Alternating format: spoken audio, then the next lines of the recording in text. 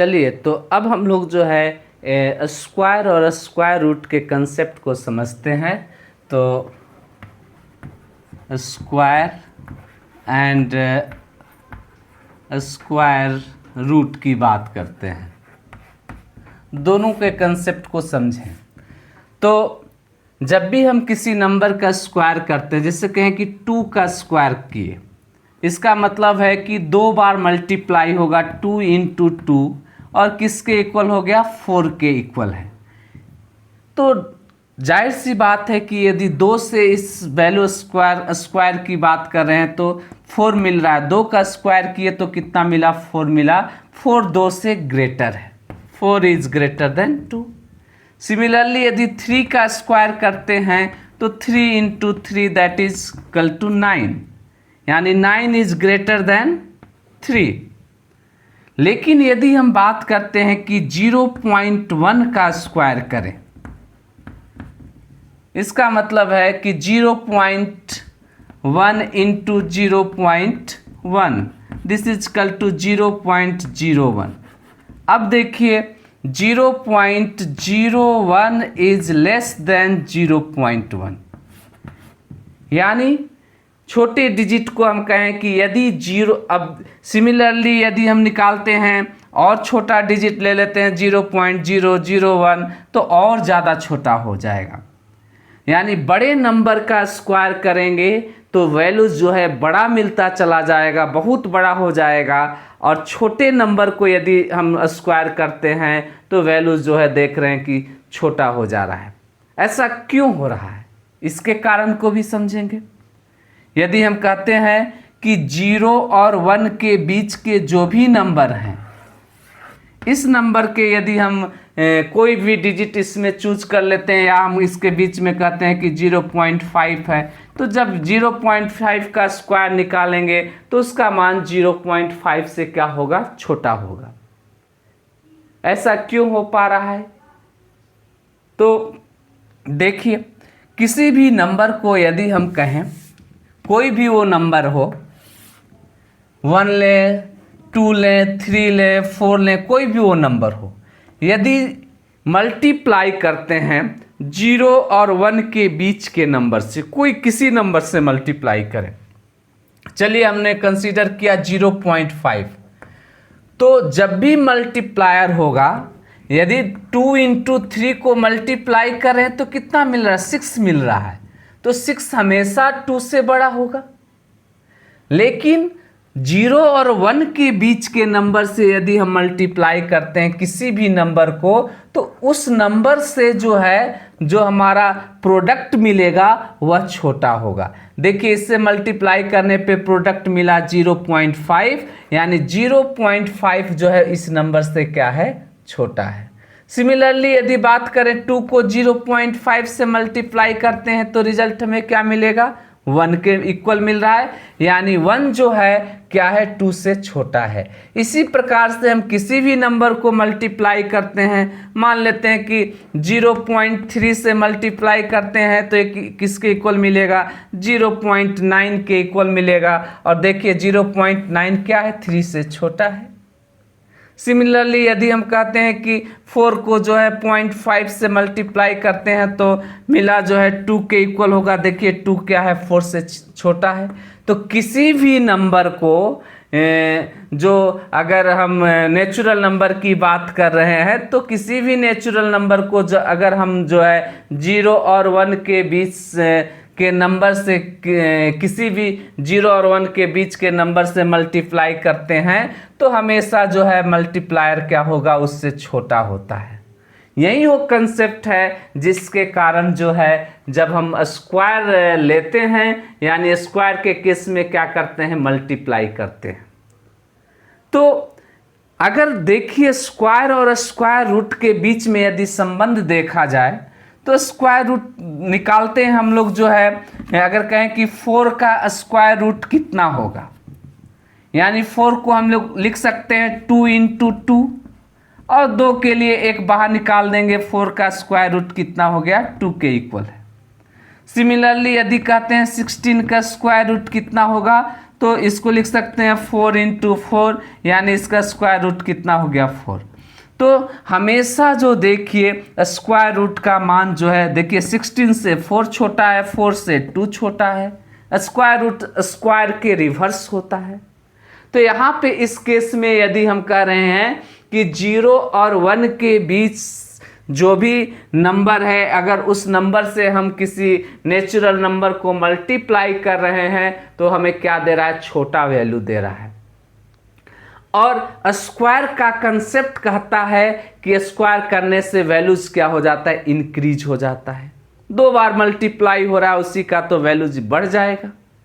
लेकिन यहाँ पे एक सिचुएशन देखने को मिल रहा है कि 0 और 1 के बीच वाली सिचुएशन में यदि हम किसी नंबर को कंसीडर करें और उसका जब हम लोग स्क्वायर करें, जैसे 0 और 1 के बीच में हमने कंसीडर किया 0.1 को, तो 0.1 का जब स्क्वायर कर रहे हैं तो हमें जो रिजल्ट मिल रहा है 0.01। देखिए स्क्वायर करने पे वैल्यू छोटा हो जा रही है।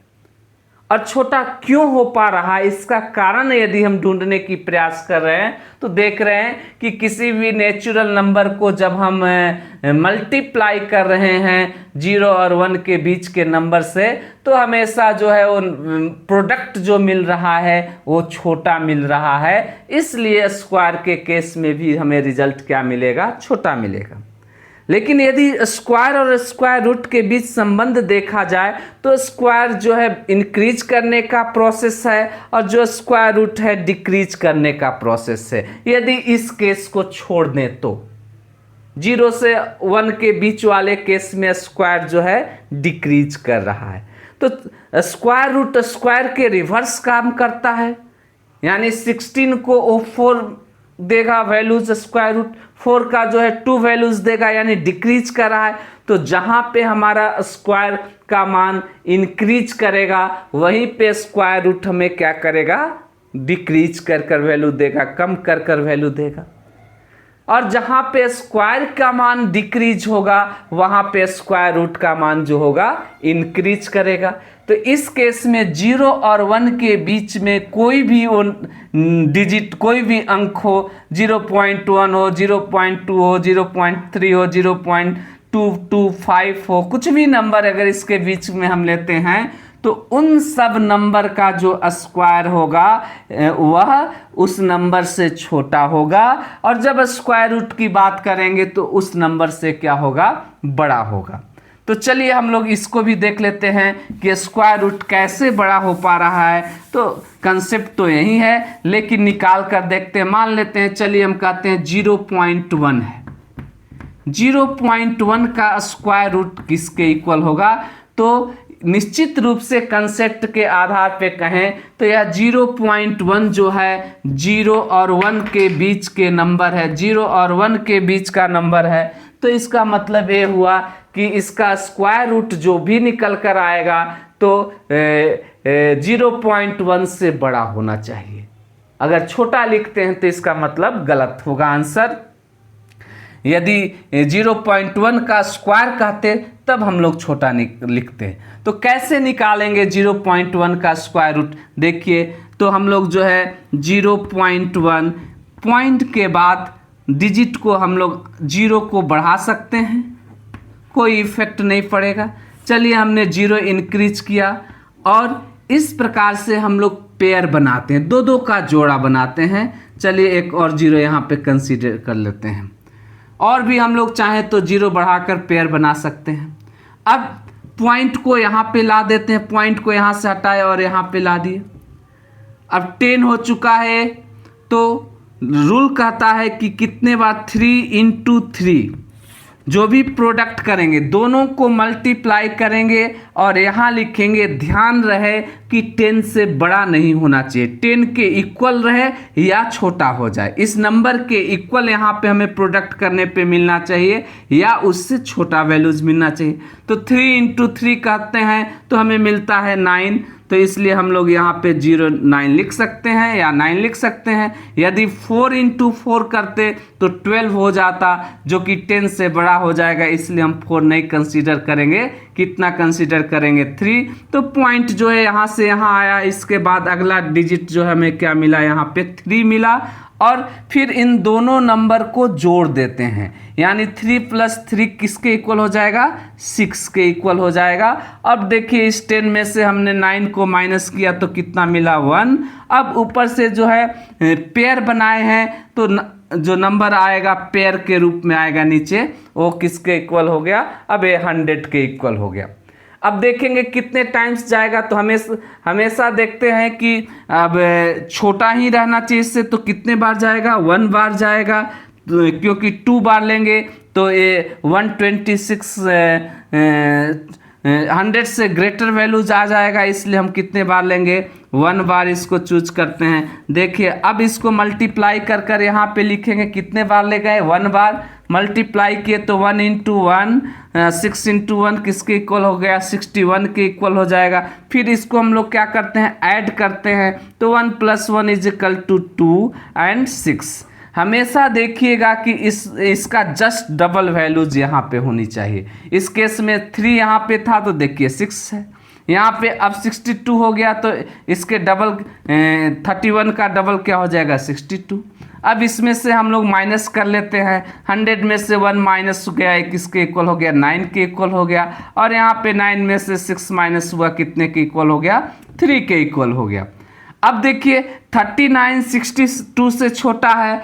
अब हम लोग क्या करेंगे? फिर ऊपर से जो है पेयर्स के रूप में 2 0 को नीचे लाते हैं। अब देखिए कितने बार हम लोग इसको ले जा सकते हैं, तो एक डिजिट को इसको हमने बंद किया, यहाँ से 39 हुआ, एक डिजिट बंद किया, यहाँ पे 2 डिजिट बंद हुआ, 6 का टेबल पढ़ते हैं, यानी 6 टाइम ले जाएंगे तो 7 टाइम्स में 6 ग्रेटर हो जाएगा 42, यानी यहाँ से हम 6 बार ले जाते हैं, तो यहाँ पे 6 जो है 6 से मल्टीप्लाई करेंगे और जो भी रिजल्ट आएगा यहाँ पे लिखेंगे। तो आपको 6 मिला और 5 हो गया और कैरी गया 1 and this is equal to 37। अब इसको ऐड करते हैं तो 6 + 6 कितना हो गया? 12, कैरी गया 1, 2 + 1 3 एंड 6 32। देखिए इसको मल्टीप्लाई करिए, इसका जस्ट डबल होना चाहिए, तो 2 से मल्टीप्लाई किए तो यहाँ 12 2 हो गया और 2 और 1 मिलकर 3 हो गया एंड 3 × 2 देखिए 6 32 के इक्वल है, यानी हमारा सही है। अब फिर यहाँ से हमने माइनस कर दिए तो हमें क्या मिला? 100 में से 10 में से 6 माइनस हुआ तो 4, 9 में से 5 माइनस हुआ तो 4 एंड हो गया 8 - 7 हो गया 1 एंड दिस 144। यदि और आगे डिजिट ले जाएंगे तो 2 0 को और नीचे लाएंगे, लेकिन पॉइंट के बाद हम 3 डिजिट तक ही देख रहे हैं। तो चलिए अब रिजल्ट देखिए कि 0.1 का स्क्वायर रूट हम लोग निकाल रहे हैं, तो किसके इक्वल है? 0.316 के इक्वल है। यानी आप स्पष्ट रूप से देख रहे हैं कि 0.316 इज ग्रेटर देन 0.1। यानी इस केस में देखिए कि स्क्वायर रूट जो है इंक्रीज कर वैल्यू दे रहा है, और यह कौन सा वैल्यूज है? किसका स्क्वायर रूट है? तो 0 और 1 के बीच के नंबर का स्क्वायर रूट है। तो इस केस में जो है हम लोग देखते हैं कि इसके बीच के नंबर में हमने स्क्वायर के केस में देखा था तो वह डिक्रीज कर वैल्यू दे रहा था, लेकिन जब स्क्वायर रूट को कंसीडर कर रहे हैं तो देखिए इंक्रीज कर वैल्यू निकल कर आ रहा है। तो आई होप कि जो स्क्वायर और स्क्वायर रूट का जो बेसिक कंसेप्ट है वो आप समझ पा रहे हैं। जनरली जो है स्क्वायर जो है इंक्रीज करता है वैल्यू को, लेकिन जब हम 0 और 1 के बीच के जब नंबर का स्क्वायर लेते हैं तो वह डिक्रीज कर देता है। कारण यही है कि किसी भी नेचुरल नंबर को जब हम इनके बीच के नंबर से मल्टीप्लाई करते हैं, कोई भी नंबर 0.3 0.2 कुछ भी ले लें, तो उस नंबर से जो प्रोडक्ट होकर जो वैल्यू मिलता है वह छोटा हमेशा मिलता है। इसीलिए स्क्वायर का जो मान जो होगा छोटा हो जाता है। और चूंकि हम लोग जानते हैं कि स्क्वायर रूट की जब बात करते हैं तो स्क्वायर रूट जो है हमेशा जनरली जो है वैल्यूज को डिक्रीज करता है।